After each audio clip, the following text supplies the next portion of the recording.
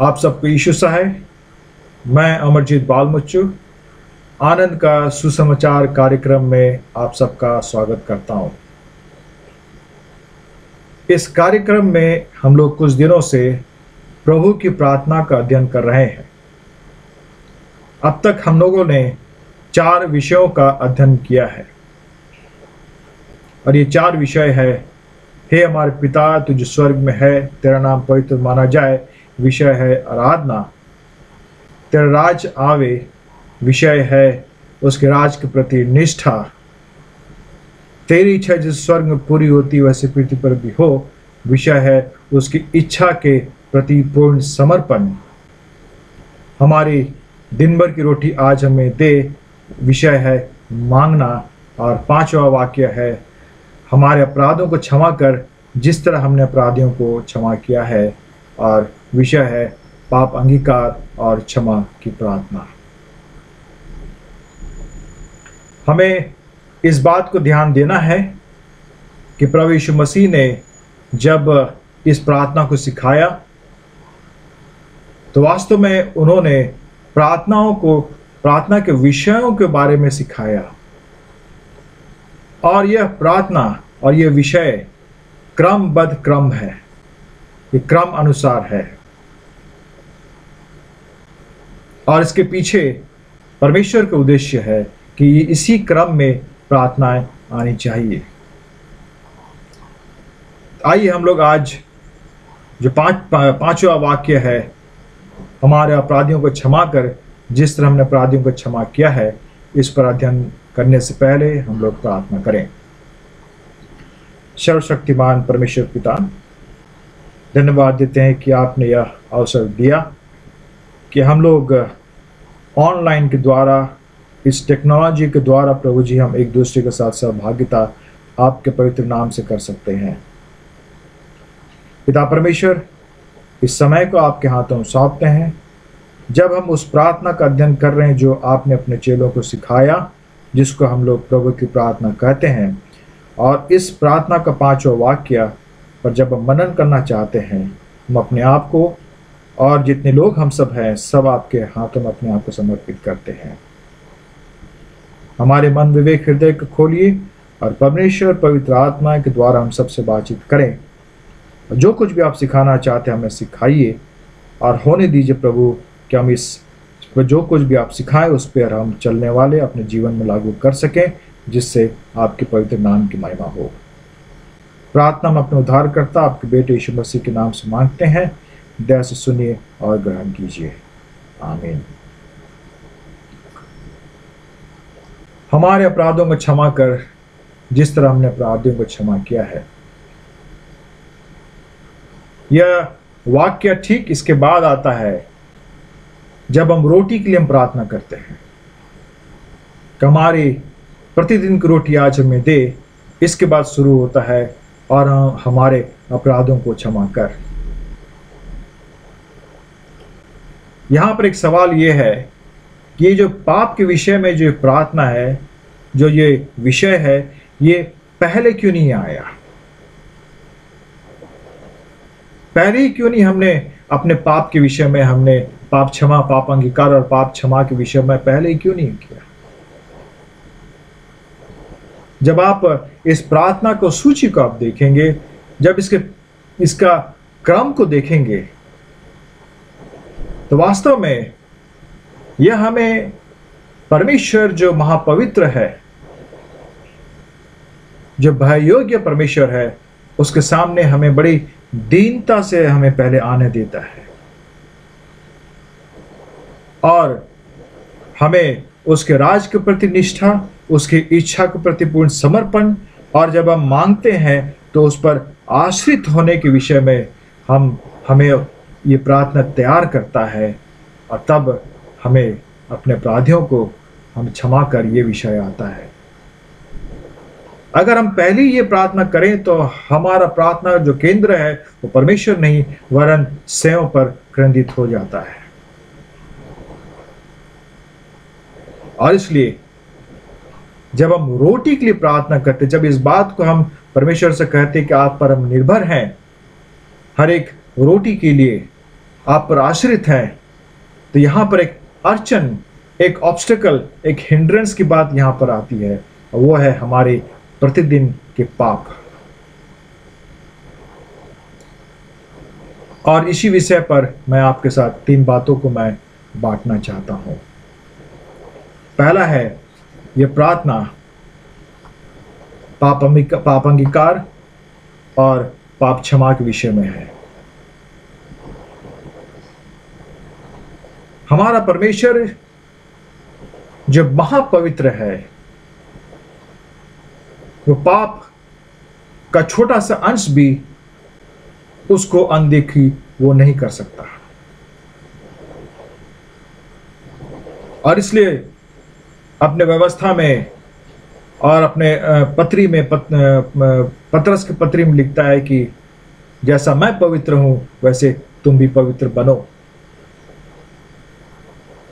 B holy as I am Holi.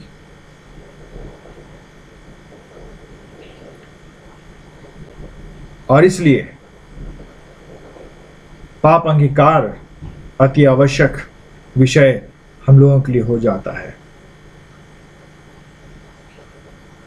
अब यहां पर एक और सवाल आता है कि जब प्रभु यीशु मसीह क्रूस पर बलिदान हुए तो हमारे पापों के लिए वो बलिदान हुए। इब्रानी 10 और 10 में लिखा हुआ है कि वो जब बलिदान हुए तो एक बार सब पापों के लिए वो बलिदान हो गए।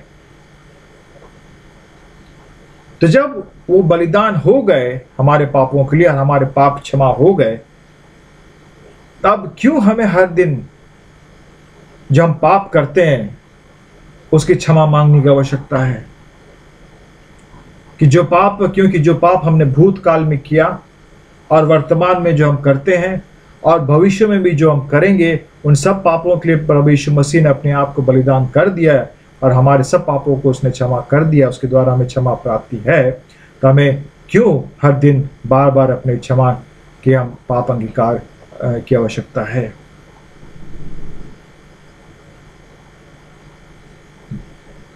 बाइबल बताती है जो भी कि प्रभु यीशु मसीह हमारे पापों के लिए मरे, परंतु जो पाप अगर हम अंगीकार नहीं करते हैं तो परमेश्वर की नजर में ये पाप बना रहता है। जब तक हम अपने पापों को जो हर दिन जो पाप करते हैं, भूल चूक अपराध करते हैं, उसको अगर हम अंगीकार नहीं करते हैं तो प्रभु यीशु मसीह के बलिदान के द्वारा जो हमें क्षमा प्राप्ति होनी चाहिए वो हमें नहीं मिलता, उससे हम वंचित हो जाते हैं और हमारे स्वर्गीय पिता के सामने हमारे पाप बना रहता है। और इसलिए भजन उसका 66 अध्याय और उसका 18 पद में लिखा है, यदि मैं मन में अनर्थ की बात सोचता तो प्रभु मेरी न सुनता। अगर मैं मन में अनर्थ की बात सोचता हूं, अगर मैं मन में पाप की बात को मैं पालता हूं, रखता हूं, तो प्रभु मेरी नहीं सुनेगा। और नीति वचन उसका 28वां अध्याय और उसका 9 पद में लिखता है, जो अपना कान व्यवस्था सुनने से मोड़ लेता है उसकी प्रार्थना घृणित ठहरती है। जो अपना कान परमेश्वर के वचन से मोड़ लेता है, जो अपना काम परमेश्वर के आज्ञाओं से मोड़ लेता है, जो अपना मन व्यवस्था से अलग कर देता है, वो मोड़ लेता है, तो अगर वो प्रार्थना करे परंतु उसकी प्रार्थना घृणित ठहरेगी, उसकी प्रार्थना नहीं सुनी जाएगी। और पहला पतरस उसका 3 अध्याय और 12 पद में लिखता है, क्योंकि प्रभु की आंखें धर्मियों पर लगी रहती हैं और उसके कान उनकी विनती की ओर लगे रहते हैं, परंतु प्रभु बुराई करने वालों के विमुख रहता है। परंतु प्रभु बुराई करने वालों से अपना मुख को मोड़ लेता है, अलग कर देता है, उनकी प्रार्थनाओं को वो नहीं सुनता। और इसलिए याकूब की पत्री उसका 5वां अध्याय और 16 पद में याकूब लिखता है, इसलिए तुम आपस में एक दूसरे के सामने अपने अपने पापों को मान लो और एक दूसरे के लिए प्रार्थना करो जिससे चंगे हो जाओ। धर्मी जन की प्रार्थना के प्रभाव से बहुत कुछ हो सकता है।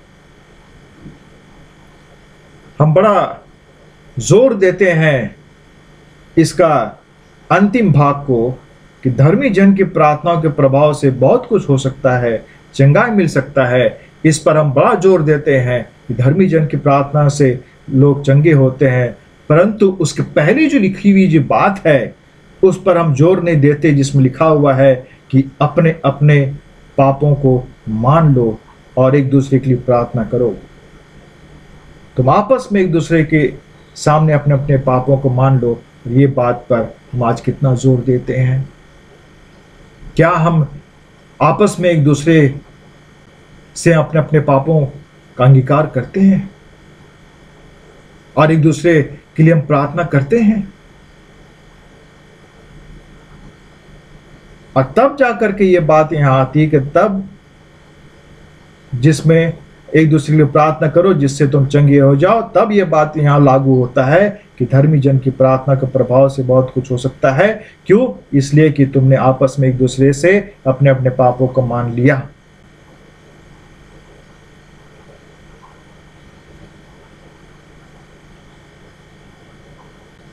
हम सबके लिए अति आवश्यक है कि हम अपने अपने पाप अंगीकार करें और परमेश्वर पिता से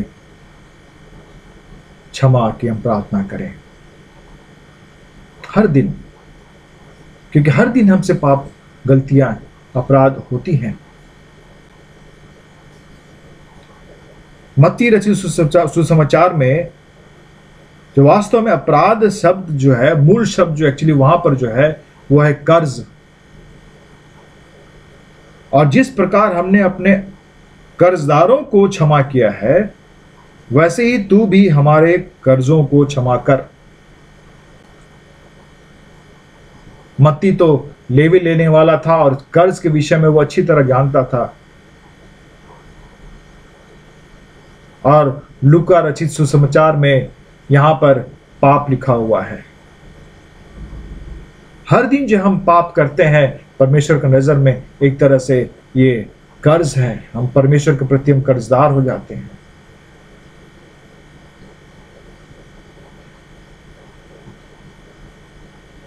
इसलिए हर दिन का कर्ज से मुक्ति, हर दिन का कर्ज से परमेश्वर पिता से क्षमा मांगना अति आवश्यक है, ताकि हमें प्रतिदिन की रोटी हमें उनसे प्राप्त होने सके।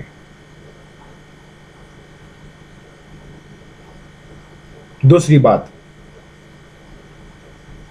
यह प्रार्थना दूसरों की क्षमा करने के विषय में है। और एक बात आप ध्यान दीजिएगा कि ये प्रार्थना के साथ, ये निवेदन के साथ एक शर्त जुड़ा हुआ है।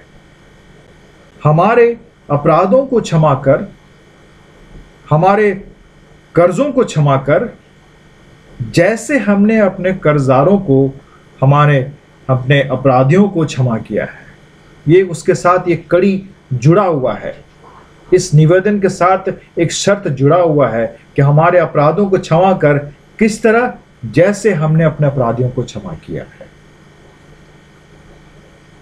यही एक निवेदन है जहां पर एक शर्त जुड़ा हुआ है।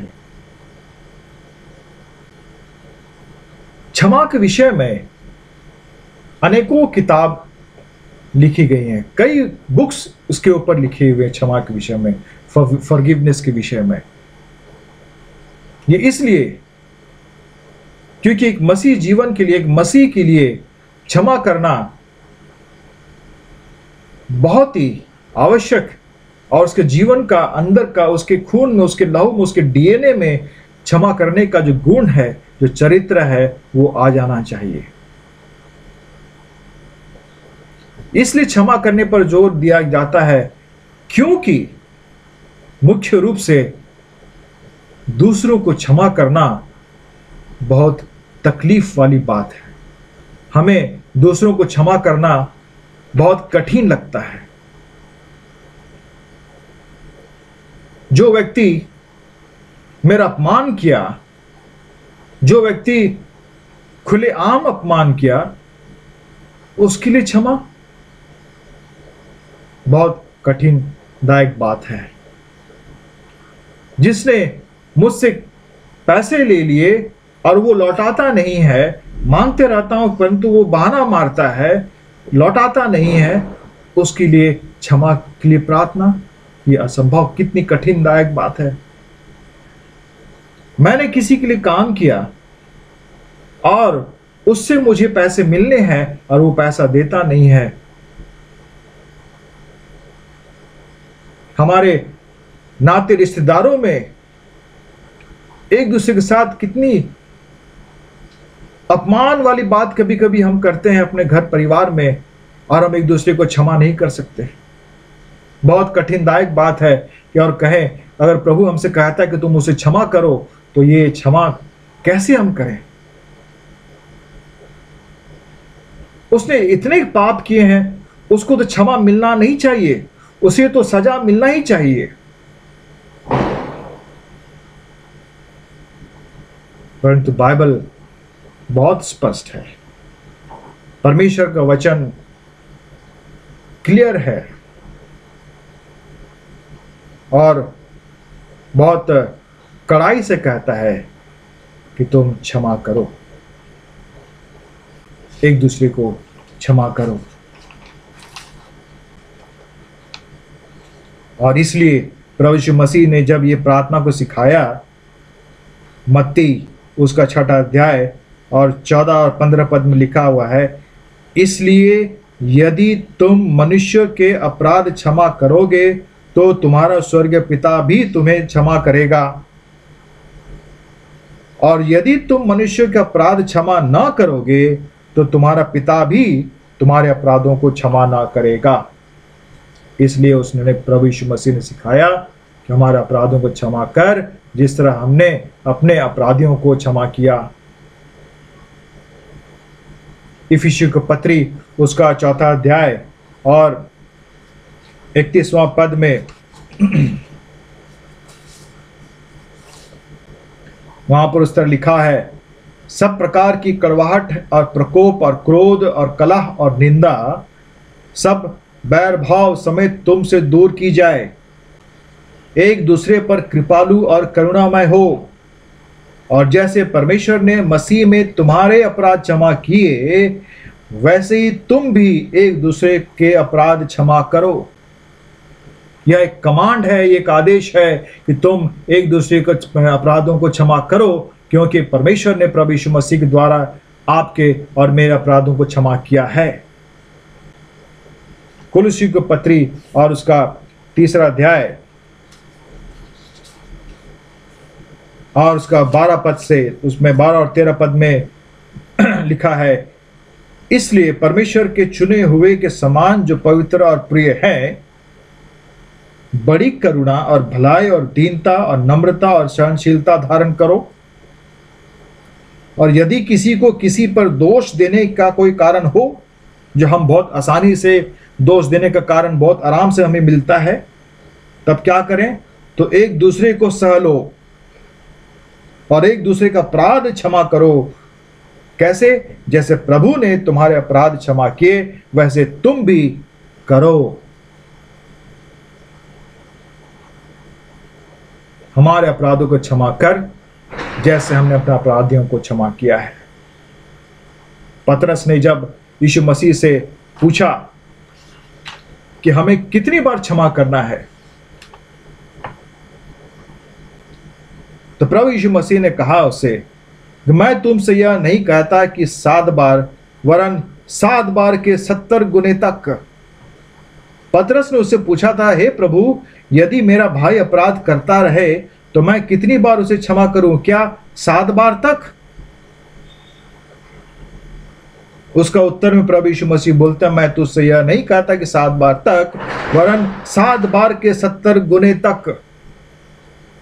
मन अनगिनत 7 बार के 70, 7 से आप 70 का गुना करें, जो आया उसको फिर 7 से गुना करें, और जो आया फिर उसको 7 से गुना करते जाएं। अनगिनत बार हमें अपने भाई, अपने उस व्यक्ति जिसने हमारे विरुद्ध अपराध किया है, उसे क्षमा करना है। और इसी के उपरांत प्रभु यीशु मसीह उस निर्दय सेवक का दृष्टांत देते हैं जिसने राजा ने अपने दासों को बुलाया, अपने सेवकों को बुलाया, उनसे हिसाब किताब लेने लगा। तो ये दास, ये सेवक से के पास जो है 10,000 तोड़े का कर्ज वो ले रखा था और उसने राजा ने उस पर सजा सुनाई कि इसको जेल में भेजो, इसके परिवार वालों को भेज दो और इसके बाद जो कुछ भी आता उससे इसका कर्ज को वापस इससे ले लो। और ये दास, ये सेवक गिर जाता है, निवेदन करता है और उससे कहता है कि हमें समय दे, हे स्वामी धीरज धर, मैं सब कुछ भर दूंगा। और लिखता है कि तब उस दास के स्वामी ने तरस खाकर, उस राजा ने उस पर तरस खाकर छोड़ दिया और उसके सब कर्ज क्षमा कर दिया। 10,000 के जो तोड़े का जो कर्ज था वो उसका क्षमा हो गया। और इसके बाद जब यही सेवक अपने संगी दास जो उससे 100 तोड़े लिया था उससे मांगता, वो नहीं दे पाता है और उससे वो कहता है कि धीरज धर, मैं दे दूंगा, तो उसको पकड़ करके पुलिस से पकड़वा करके उसको जेल करवा देता है और उसको जबरदस्ती उससे उसका कर्ज जो 100 तोड़े था उससे वो वापस मांगता है। और जब दूसरे लोग जब ये बात को देखते हैं और राजा के पास, स्वामी के पास जाकर इस बात को बताते हैं और स्वामी जो है उसको वापस बुलाता है और उसे कहता है, हे दुष्ट दास, तूने मुझसे विनती की तो मैंने तेरा पूरा कर्ज क्षमा कर दिया। इसलिए जैसे मैंने तुझ पर दया की वैसे ही क्या तुझे भी अपने संगी दास पर दया करना नहीं चाहिए था? और उसके स्वामी ने क्रोध में आकर उसे दंड देने वालों के हाथ सौंप दिया कि जब तक वह सब कर्ज भर ना दे तब तक उनके हाथ में रहे। 35 पद में लिखता है, प्रभु यीशु मसीह यहाँ बताते हैं, इसी प्रकार यदि तुम में से हरेक अपने भाई को मन से क्षमा ना करे तो मेरा पिता जो स्वर्ग में है तुमसे भी वैसा ही करेगा। यह दास जो है अपने संगी, अपने जो साथी था जो सिर्फ 100 तोड़े लिया था, उसको क्षमा नहीं कर सका, जिसके कारण उसका 10,000 के तोड़े जो कर्ज था वो क्षमा नहीं हुए। इससे ये बात भी हमें पता चलता है कि जो लोग हमारे विरुद्ध अपराध करते हैं, जो लोग हमारे कर्जदार हैं, उनका जो कर्ज जो है, हमारा कर्ज जो परमेश्वर के प्रति, हमने जो परमेश्वर के विरुद्ध जो पाप किया है, उसके सामने उनका पाप, उनका कर्ज कुछ नहीं है। फिर भी प्रभु यीशु मसीह इस बात को बताते हैं कि अगर हम ये 100 तोड़े का कर्ज अगर हम क्षमा करेंगे तो हमारा 10,000 का जो वो कर्ज है, तोड़े का जो कर्ज है, वो परमेश्वर पिता क्षमा कर देगा।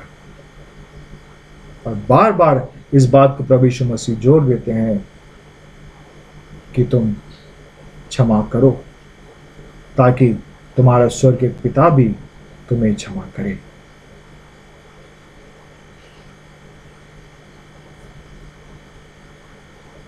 परमेश्वर न्याय परमेश्वर है। अगर किसी ने अपराध किया है, कुछ किया है और हम क्षमा कर देते हैं, ऐसी बात नहीं कि परमेश्वर के नजर से सभी बातें खत्म हो गई। वो अपने तरीके से अपने समय पर वो न्याय करेंगे, परंतु हमारा जो काम है, हमें जो आदेश दिया गया है वो यह है कि हमें क्षमा करना है, बिना शर्त का, अनकंडीशनल वे में हमें क्षमा करना है।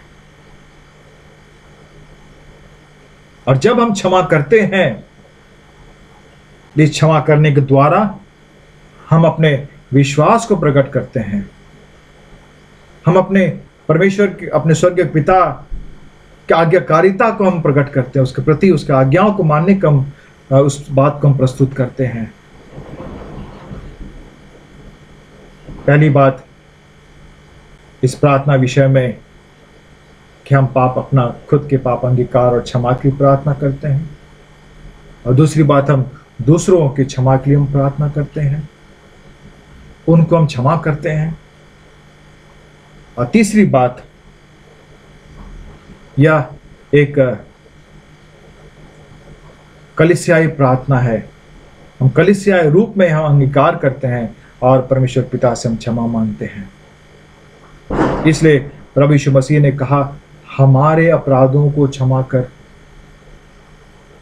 इंग्लिश में लिखता है, forgive us our sins। यह बहुवचन है, हमारे अपराधों को,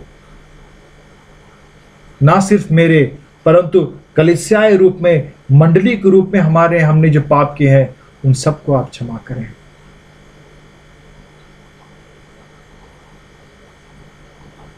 दानियल नबी की पुस्तक उसका 9वां अध्याय और उसका 1 से 22 पद में दानियल पूरे समूह के साथ पूरे इजरायली जातियों को लेकर के वो प्रार्थना कहता है कि हमने आपके विरुद्ध पाप किया है। यह एक पूरी मंडली के साथ वो प्रार्थना करता है, मंडली के साथ अपने आप को देखता है। एजरा नबी की पुस्तक उसका 9वां अध्याय और उसमें भी एजरा जो है पूरे मंडली के साथ पाप अंगीकार की प्रार्थना करता है। हे मेरे परमेश्वर, मुझे तेरी ओर अपना मुंह उठाते लाज आती है।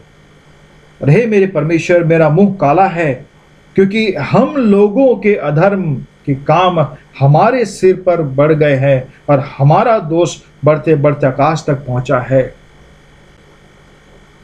इज़रा जो है अपने पूरी मंडली, अपनी पूरी जाति के साथ वो इस बात को मानता है कि हमने पाप किया है।